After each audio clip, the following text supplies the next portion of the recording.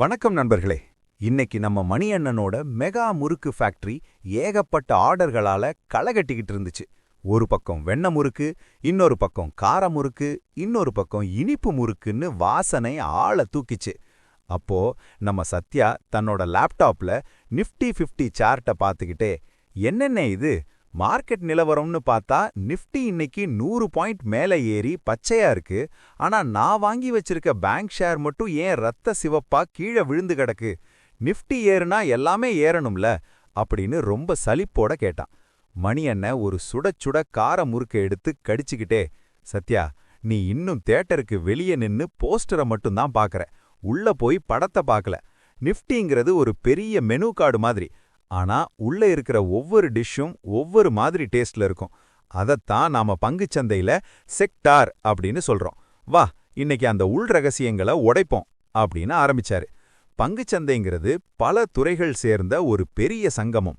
Nifty 50 அப்படிங்கிறது எல்லா துறைகள்லையும் இருக்கிற டாப் ஆட்களோட தொகுப்பு. ஆனா ஒவ்வொரு துறையும் ஒரு தனி உலகம். அதை தனித்தனியா பிரிச்சு பார்க்கறது தான் செக்டாரல் இண்டெக்ஸ். மணி அண்ணன் ஒரு பேப்பரை எடுத்து ஒரு பெரிய வட்டம் போட்டாரு. சத்யா, நம்ம ஊர்ல பிசினஸ் நடக்கணும்னா முதல்ல என்ன வேணும்? காசு வேணும். அந்த காசு எங்க இருக்கு? பேங்க்ல இருக்கு. அதனால தான் இந்திய பங்குச்சந்தையோட இன்ஜின் அப்படின்னு இந்த வங்கித்துறைய சொல்றோம். இதுதான் நிஃப்டி பேங்க்.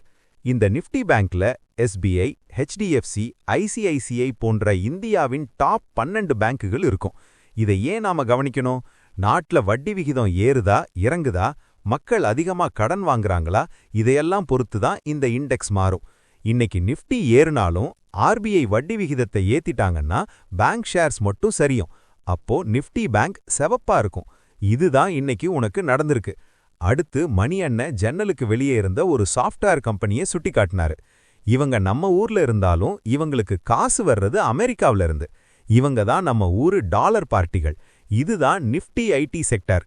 இதுல TCS, இன்ஃபோசிஸ் மாதிரியான ஜாம்பவான்கள் இருப்பாங்க. அமெரிக்காவுல பொருளாதாரம் எப்படி இருக்கு, டாலரோட மதிப்பு என்ன, இத பொறுத்து தான் இந்த செக்டார் ஆடும். இதோட ஸ்பெஷாலிட்டி என்னன்னா, மார்க்கெட்ல மத்த துறைகள் சரியும் போது டாலர் விலை ஏறுச்சுன்னா இந்த IT செக்டார் மட்டும் தனியா ஏறி மார்க்கெட்டை தாங்கி பிடிக்கும். அதனால தான் இதுக்கு டிஃபென்சிவ் செக்டார் அப்படின்னு ஒரு பேருண்டு. அடுத்து அந்த ஆபத் பாந்தவன் துறை அப்படின்னு சொல்லிக்கிட்டே, சத்யா, மனுஷன் எப்படியும் சாப்பிடாம இருக்க மாட்டான், அதே மாதிரி உடம்பு சரியில்லைன்னா மருந்து வாங்காம இருக்க மாட்டான் இல்லையா அப்படின்னு கேட்டாரு மணி அண்ணன். இதுதான் நிஃப்டி ஃபார்மா செக்டார். இதுல Sun Pharma, doctor Reddy, Cipla மாதிரியான கம்பெனிகள் இருப்பாங்க. உலகத்துக்கே இந்தியா தான் மருந்து கடை. கரோனா மாதிரியான காலங்கள்ல மார்க்கெட்டே அதலபாதாளத்துக்கு போனப்போ இந்த ஃபார்மா செக்டார் மட்டும்தான் ராக்கெட் வேகத்துல ஏறிச்சு. ஒரு பாதுகாப்பான முதலீடு வேணும்னு நினைக்கிறவங்க எப்பவும் டிமாண்ட்ல இருக்கிற இந்த ஃபார்மா செக்டாரை தேர்ந்தெடுப்பாங்க. இது போக இன்னும் பல துறைகள் இருக்குன்னு மணி அண்ணன் ஒரு லிஸ்ட்டை நீட்டினாரு. கார், பைக் தயாரிக்கிற நிஃப்டி ஆட்டோ. தீபாவளி, பொங்கல் டைம்ல இவங்க பிஸியா இருப்பாங்க. நம்ம தினமும் பயன்படுத்துற சோப்பு, ஷாம்பு தயாரிக்கிற நிஃப்டி FMCG. மந்த நிலை வந்தாலும் இவங்க பிசினஸ் குறையாது. இரும்பு, அலுமினியம் தயாரிக்கிற நிஃப்டி மெட்டல். உலகத்துல கன்ஸ்ட்ரக்ஷன் அதிகமா நடந்தா இவங்க விலை ஏறும். சத்யா, இப்போ ஒரு ரகசியம் சொல்றேன் அப்படின்னு குறைச்சுக்கிட்டாரு மணி அண்ணன். பங்குச்சந்தையில பணம் எப்பவும் ஒரே இடத்துல இருக்காது. அது ஒரு செக்டார்ல இருந்து இன்னொரு செக்டாருக்கு மாறிக்கிட்டே இருக்கும். இதத்தான் செக்டார் ரொட்டேஷன் அப்படின்னு சொல்றோம். அரசாங்கம் புதுசா ரோடு போட போறோம்னு சொன்னா சிமெண்ட் செக்டார் ஏறும். மார்க்கெட் ரொம்ப ரிஸ்கா இருக்குன்னு தெரிஞ்சா எல்லாரும் ஃபார்மா பக்கம் ஓடுவாங்க. நீ வெறும் நிஃப்டியை மட்டும் பார்க்காம இந்த செக்டார் வாரியான சார்ட்டுகளை பார்த்தா பணம் எந்த திசையில ஓடுதுன்னு கண்டுபிடிச்சிடலாம். கடைசியா மணி அண்ணன் சத்யாவுக்கு சில முறுக்கு பாடங்களை சொன்னாரு. எல்லா முட்டைகளையும் ஒரே கூடையில வைக்காத சத்யா. நீ வாங்குற ஷேர்ஸ் எல்லாமே பேங்க் செக்டார்லயே இருந்தா பேங்க் இண்டெக்ஸ் விழும்போது உன் மொத்த போர்ட்ஃபோலியோவும் காலியாயிடும்.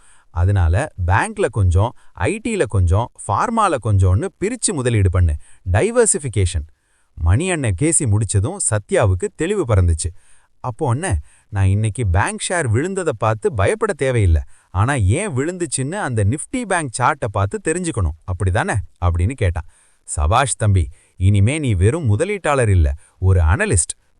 போய் அந்த நிஃப்டி ஐடி சார்ட்டை பாரு, டாலர் ஏறுற மாதிரி தெரியுது, அங்க ஏதாச்சும் வாய்ப்பு இருக்கான்னு கவனி அப்படின்னு சொல்லிட்டு மணி அண்ணன் மறுபடியும் முறுக்கு பிசினஸ்ல மூழ்கிட்டாரு. சத்யா இப்போ தன்னோட லேப்டாப்ல செக்டாரல் வாட்ச் லிஸ்ட் அப்படின்னு ஒரு புது டேபை ஓபன் பண்ணி அதுல நிஃப்டி பேங்க், ஐடி மற்றும் ஃபார்மா குறியீடுகளை சேர்த்தான். அவனோட பங்குச்சந்தை பயணம் இப்போ இன்னும் ஒரு படி மேல போயிடுச்சு. என்ன நண்பர்களே, எந்தெந்த செக்டார் எப்படி எப்படி வேலை செய்யும்னு இப்போ உங்களுக்கு தெளிவா புரிஞ்சிருக்கும்னு நம்புறேன். இந்த வீடியோ பிடிச்சிருந்தா லைக் பண்ணுங்க, சப்ஸ்கிரைப் பண்ணுங்க.